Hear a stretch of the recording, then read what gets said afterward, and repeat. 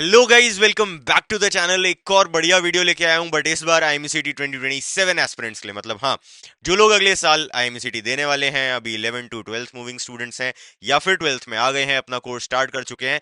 This video is for you and this is your mentor Jishnu Gupta, a synergy sponsored cadet. And मैंने अपने time में all India rank 335 से crack करा था IMCT, और आज मैं तुम्हें बताने वाला हूं कैसे तुम लोग आईएमसीटी 2027 में एक 3 डिजिट रैंक से फोड़ सकते हो एक बढ़िया जीरो टू हीरो स्ट्रैटेजी। तुम्हारी 11th के बेसिक्स वीक हैं, तुम्हें 12th में पकड़ बनानी है अच्छी। तुम्हें पता है कि 12th का ज्यादा पोर्शन रहता है एमईसीटी में। यू वांट कि एक ऐसा स्ट्रैटेजी वीडियो तुम्हें मिल जाए जिसमें तुम्हें तुम्हारे सारे डाउट्स क्लियर हो जाएं कि कैसे तुम्हें प्रोसीड करना है for your aim of getting a 3 digit rank in IMCT 2027. So that is it, and this is the video that you were looking for. This is your mentor Jishnu Gupta, and आओ video start करते हैं।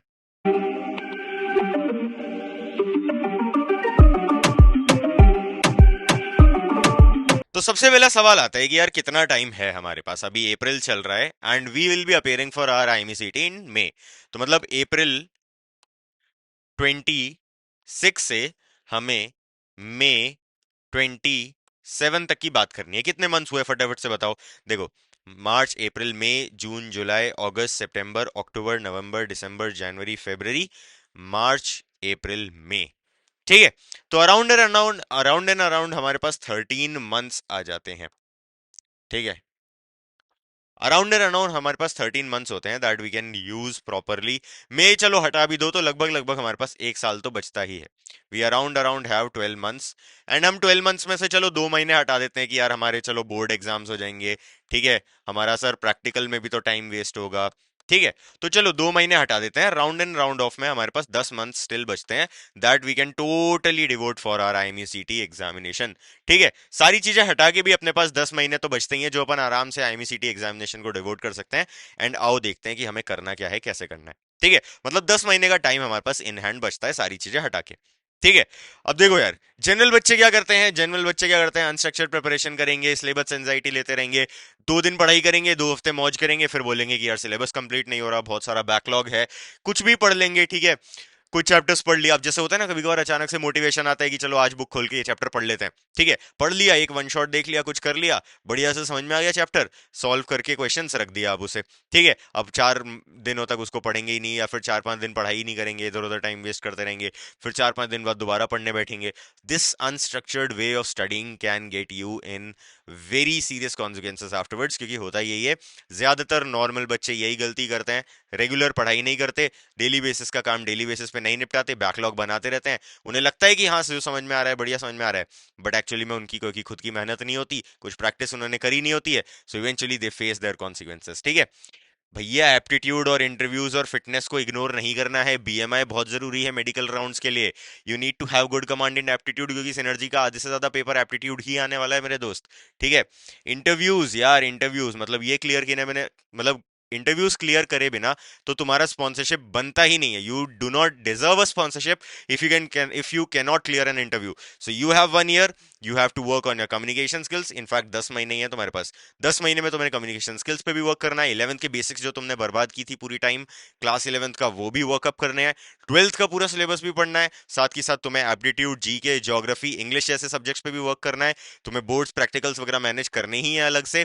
उसके अलावा you also need to crack multiple sponsorships and eventually IMCT. So ये सब गलतियां तुम्हें नहीं करनी है। करना क्या है, देखो, एक 10 महीने का बढ़िया क्रोनोलॉजिकली मैप्ड रोड मैप तुम्हें यूज करना है कि हाँ मैं ये करने वाला हूँ।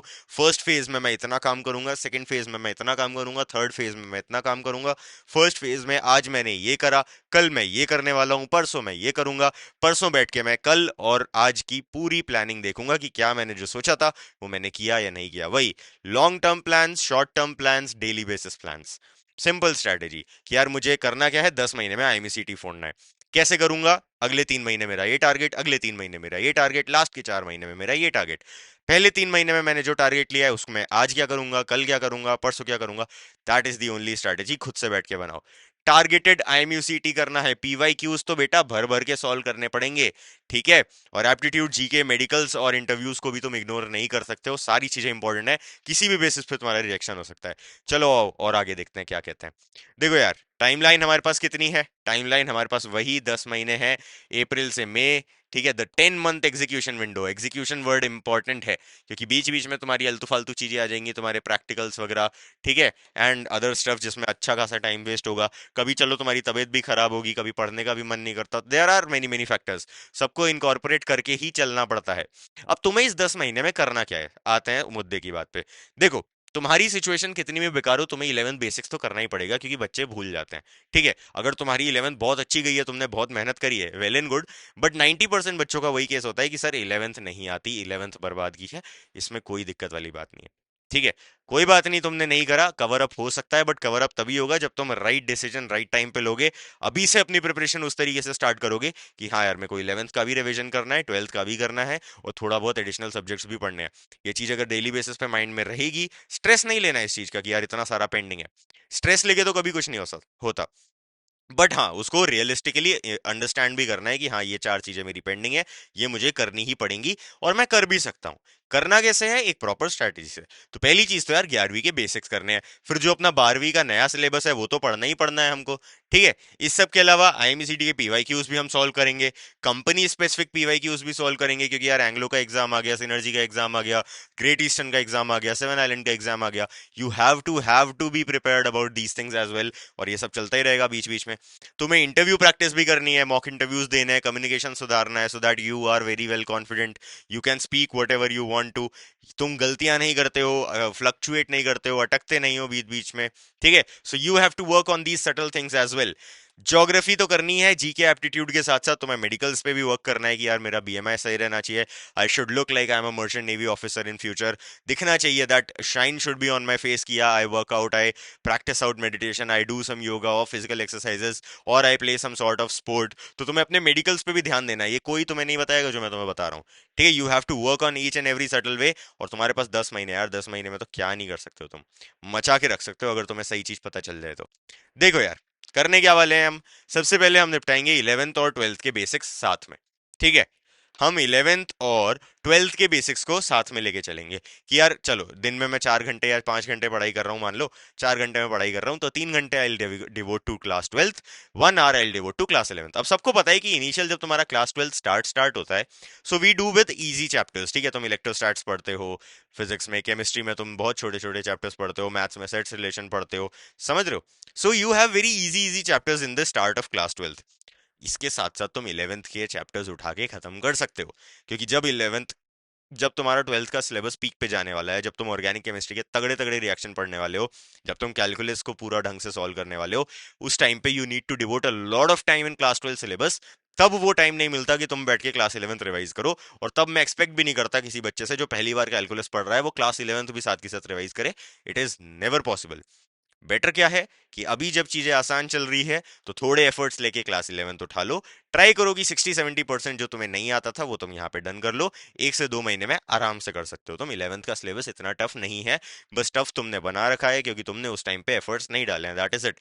अब अगर वो एफर्ट्स डाल लोगे तो मैं बता रहा हूँ, पूरी 11th एंड 12th का सिलेबस सिर्फ 4 महीने का है। ठीक है, बट हाँ, तुम्हें बहुत एफर्ट्स डालने पड़ेंगे। कोई बात नहीं, हम बहुत ज्यादा एफर्ट्स की बजाय डेली बेसिस पे कंसिस्टेंटली थोड़े थोड़े एफर्ट्स डाल लेंगे, तो 11th भी हो जाएगी, 12th भी हो जाएगी, मौज मस्ती भी चलती रहेगी। ठीक है, 11th बेसिक्स 12th बेसिक्स को हमें साथ में लेके चलना है।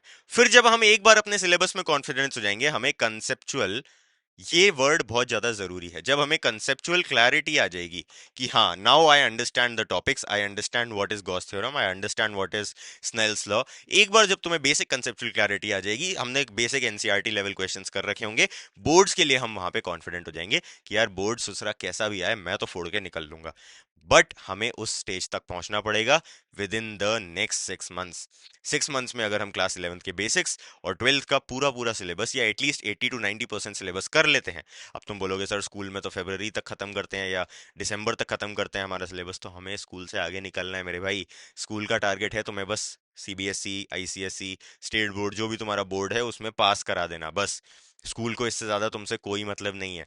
तो स्कूल का वो टारगेट है ही नहीं जो तुम्हारा टारगेट है। तुम्हारा टारगेट है मर्चेंट नेवी फोड़ के निकलना, जहां पे शायद 1% सिलेक्शन रेशियो भी नहीं है डीएनएस में, उससे भी कम है टू बी ऑनेस्ट। ठीक है, तो जब हमारा टारगेट अलग है तो हम किसी सिस्टम के पीछे नहीं जा सकते जो कि हमें उसके लिए ट्रेन नहीं कर रहा है। And school is not that system that is training you for merchant navy. Right. तो हमें उससे आगे बढ़ना पड़ेगा, हमें अपनी पढ़ाई करनी पड़ेगी, हमें एक ऐसा प्लेटफॉर्म या तो चूज करना पड़ेगा जो हमें मर्चेंट नेवी के लिए गाइड करे। That is we at Budding Mariners. तुम्हारा 6 से 7 महीने में बढ़िया 11th और 12th का कोर्स खत्म करा देंगे पूरा प्रॉपर अंडरस्टैंडिंग के साथ टिल IMACT लेवल। या फिर तुम अगर खुद से भी कर रहे हो, so you have to be that confident and motivated कि तुम 6 से 7 महीने में कर लो, and my friend that is very easy. ठीक है। तो दैट इज इंपॉर्टेंट कि तुम पहले कंसेप्चुअल क्लैरिटी और बेसिक फॉर्मूला एप्लीकेशन सीख जाओ within the next 6 to 7 months। एक बार उस लेवल पे आ जाते हो तो हम कंपनी स्पेसिफिक और IMECT फोड़ने बैठेंगे, PYQs लगाएंगे, अपना बार रेज करेंगे, अपना लेवल रेज करेंगे, and we'll be the appropriate candidate to get a 3 digit rank till the time our IMECT arrives. ठीक है। You can not hack the PYQs without the foundation syllabus. ठीक है। तो बिना सिलेबस जाने तो तुम कैसे ही लगाओगे PYQs। So you need to have that conceptual clarity, and that's why I have told that सबसे पहले focus on the conceptual part। जितने डाउट्स आ रहे हैं भर भर के पूछो, जो करना है करो, but get your concepts clear। Phase one क्या है? फेज वन है हमारा फाउंडेशन, जो मैंने बताया, जिसमें लगेंगे तुम्हारे 6 से 7 महीने। ठीक है। That is 60 to 70% of your time. तुम पूरा इसको फाउंडेशन में दो, अपनी 11th + 12th एकदम चिकनी कर लो कि हाँ यार कहीं से कुछ भी पूछो, कंसेप्चुअल क्लैरिटी तो सर एक नंबर है हमारे दिमाग में, रटा कुछ नहीं है, एक एक चीज बढ़िया से समझ के बैठे हैं सर। ठीक है। फेज टू हमारा होगा कैलिब्रेशन, जहां पे हम क्वेश्चन सॉल्विंग स्टार्ट करेंगे, PYQ सॉल्विंग स्टार्ट करेंगे। और यहाँ पे अब क्या होता है ना, जैसे तुम क्वेश्चन सॉल्व करने लगते हो तो तुम्हें पता चलता है यार ये तो मुझे पता ही नहीं था, ये तो मैंने चैप्टर में पढ़ा ही नहीं ढंग से, या फिर ये तो मेरे को नया सीखने को मिलेगा। तो अब ये जो कैलिब्रेशन फेज है ना, यहाँ पे तुम उस जो अपनी शॉर्ट कमिंग्स रह गई या उस टाइम पे ध्यान नहीं दिया या फिर उस टाइम नहीं समझ में आया था बट हमें लगा कि समझ में आ गया था, उन सारे पार्ट्स को तुम वर्क करोगे इस फेज में। जब तुम क्वेश्चन सॉल्विंग करोगे तो ये भी तुम्हारा साथ की साथ होता रहेगा, रिविजन भी, और तुम्हारा कंसेप्ट बिल्डिंग भी होता रहेगा, and your question practice is also done. Last में हम फाइनल पॉलिश देंगे by solving tons and tons of mock test, by doing left over PYQs, by doing latest DPPs and all. और ये करके हम बन जाएंगे धुरंधर, हम फोड़ देंगे IMCT और गंदी रैंक लेके आएंगे कि यार 1000 के नीचे तो श्योर है, अब 100 आती है या 99 वो हमें तय करना है, या फिर ऑल इंडिया रैंक 1। ठीक है। So that is the strategy, that is the वे कि तुम बढ़िया तरीके से पूरा IMCT को एक स्ट्रैटेजी, एक स्ट्रक्चर्ड वे में फोड़ो। ठीक है। और देखते हैं, थोड़ा जानते हैं इनके बारे में डिटेल में। क्या कह रहा है भैया? फाउंडेशन क्या है? Foundation is your 11th and 12th syllabus. ठीक है। बढ़िया से एक एक चैप्टर समझ में आ रहे हैं, शॉर्ट नोट्स बन रहे हैं, डाउट्स क्लियर हो रहे हैं, that is your foundation. Calibration क्या है? कैलिब्रेशन तुमने PYQs लगाए, कंपनी स्पेसिफिक भी और IMU CET के भी। PYQs लगाने से जो बची इंफॉर्मेशन तुमने मिस करी थी वाइल मेकिंग योर फाउंडेशन, वो भी सेट हो जाएगी, वो भी तुम्हें आ जाएगा। Then what you do is, then you do the final polish, that is interview practice, geography, medicals, GK and aptitude। ये तो साथ में ही चलता रहेगा, ये तुम लास्ट की लास्ट में बैठ के भी कर सकते हो, साथ में तो चलेगा ही, साथ में तुम लास्ट में इन पे ज्यादा फोकस कर पाओगे अगर तुमने फाउंडेशन बढ़िया से कर रखा है। ठीक है। साथ में तो हम इनको करते रहेंगे थोड़ा थोड़ा टाइम, कि भाई हफ्ते में चलो 20 मिनट इंटरव्यूज को दे दिया, 20 मिनट ज्योग्राफी को दे दिया, उस टाइम इतना ही रिक्वायर्ड है। एक बार तुम्हारा सिलेबस हो गया ना मेरे दोस्त, तब तुम ये भी कर लोगे और क्वेश्चंस भी सॉल्व कर लोगे, और तुम PCM से शॉर्टेड होंगे कि हाँ यार मेरे IMCT में 100 120 नंबर तो गारंटीड है। अब इसके ऊपर मैं कितना जाता हूँ वो मैं देखूंगा, डिपेंडिंग ऑन दीज कि यार इनमें मैं कितना परफेक्ट परफॉर्म कर सकता हूँ। समझ रहे हो? So that is how you proceed, that is how you do the things, कि यार हाँ एक प्रॉपर स्ट्रक्चर बना हुआ है एकदम की क्रेजी, पूरा लक्ष्य क्लियर है कि क्या करना है क्या नहीं करना है। ठीक है। शॉर्ट में देखें तो भैया 11th and 12th, then PYQs, then your other things. ठीक है। The complex picture is 10th month, 10 months is exactly enough if executed with strict chronological discipline, कि हाँ सबसे पहले ये फिर ये फिर ये, और ये तो करके ही सोऊंगा, नहीं करा तो मैं सो नहीं सकता आज। ठीक है। सिंपल है, और ज्यादा कुछ करना नहीं है अपार्ट, मतलब 3 से 4 घंटे तुम डेली का दे रहे हो, that is more than sufficient. लोग कहते हैं कि 8-8-8 रूल बनाओ, 8 घंटा काम, 8 घंटा आराम, 8 घंटा बाकी जो भी तुम करते हो, जरूरत ही नहीं है यार। तुम 3 से 4 घंटे में उतना आउटपुट निकाल लो कि तुम्हारा दिन भर का काम सॉर्टेड है। बाकी तुम्हें जो स्किल सीखनी है, जो तुम्हें हॉबीज पे टाइम स्पेंड करना है, जो तुम्हें अच्छे काम करने हैं वो करो। मैं ये नहीं कह रहा बाकी टाइम गेम खेलो, मस्ती करो, मस्ती तुम्हारी उन्हीं में हो जाएगी जब तुम नई स्किल सीखोगे, बुक्स पढ़ोगे, कुछ नया सीखोगे, डेटा एनालिसिस सीखोगे, you will do tons and tons of work out there. But तभी तो करोगे जब तुम्हारा जो बेसिक काम है उससे तुम फ्री हो जाओ। वहीं से फ्री नहीं हो पा रहे तो बाकी सब कैसे करोगे? समझ रहे हो? So that is the way, that is how we do. अब हम तुम्हारी हेल्प कैसे कर सकते हैं? देखो बच्चा, अगर तुम अभी 11th टू 12th मूविंग हो, या जस्ट अभी 12th में आए हो, so what Budding Mariners brings for you is a foundation batch that is gonna start very very soon. फटाफट से अपना सीट बुकिंग करा लो, because we have very few foundation batches, ठीक है? एंड जितना जल्दी तुम ज्वाइन करते हो, you have much more higher chances of getting selected. सीधी सी बात है यार, जितने बच्चे हमारे पास दिसंबर से पहले पहले आ जाते हैं, we have 97% selection ratio for those students. सीधी सी बात है। अब दिसंबर से पहले इसमें फेब बैच वाले भी आ जाते हैं, तो तुम खुद को उनमें कंसिडर मत करो। सो that is why I would say कि तुम अभी से अभी स्टार्ट कर दो अपनी प्रिपरेशन। जितना जल्दी स्टार्ट करोगे, उतनी कंसेप्चुअल क्लैरिटी, उतनी मॉक टेस्ट की प्रैक्टिस, उतनी मॉक इंटरव्यू की प्रैक्टिस, खासकर अगर तुम्हारी इंग्लिश कम्युनिकेशन वीक है, तो मेरे दोस्त तुम्हें तो बहुत जल्दी ज्वाइन करने की जरूरत है, because you have to work very much on your communication English, and that can only be possible when you are in a perfect ecosystem, जहां पे तुम्हें सिखाया जा रहा है डेली बेसिस पे। तो फटाफट से आ जाओ फाउंडेशन बैच में and get your selves enrolled, ताकि तुम्हारी क्रेजी शिट प्रिपरेशन हो जाए। And this will be it for the video. और कुछ चाहिए तो फटाफट से कमेंट्स में बता दो। This will be your mentor Jishnu Gupta signing off. All the best for your preparation. IMCT 2027 में भी फोड़ देंगे। बस तुम्हारा डेडिकेशन और हमारी सपोर्ट की तुम्हें जरूरत है, दैट इज इट। और कुछ जानना है तो फटाफट से डिस्क्रिप्शन वाला गूगल फॉर्म तुम भर सकते हो। That will be it for the video. और कोई डाउट है तो कमेंट्स में बताओ, एंड वीडियो को लाइक जरूर से कर देना। All the very best.